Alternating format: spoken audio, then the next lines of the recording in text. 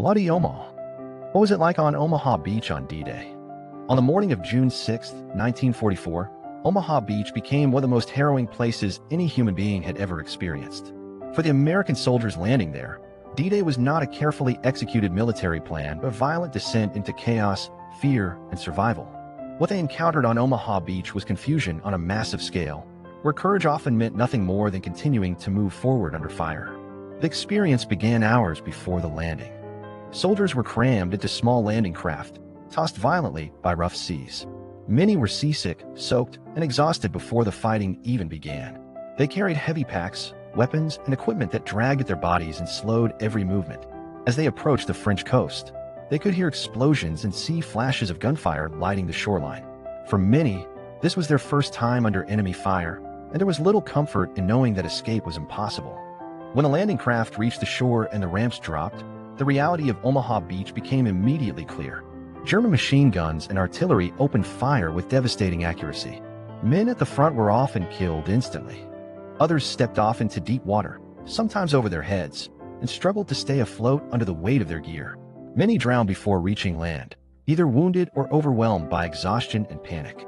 The sea itself became part of the battlefield, filled with bodies, floating equipment, and wreckage.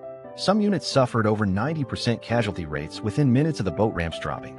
Many soldiers not even getting a chance to comprehend what combat was before becoming a victim of it themselves. Those who made it onto the beach found themselves in an exposed killing zone. The wide stretch of sand offered almost no protection, and the German defenses were positioned high on bluffs overlooking the shore. Bullets tore through the sand, shells exploded without warning, and smoke filled the air. Units were scattered, officers were killed early, and communication broke down almost completely. Carefully rehearsed plans collapsed within minutes, leaving soldiers isolated and unsure of what to do next.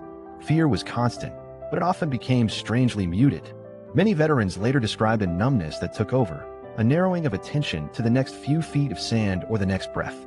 Time lost its meaning. Minutes felt like hours. Survival seemed random, determined by luck as much as by skill or bravery.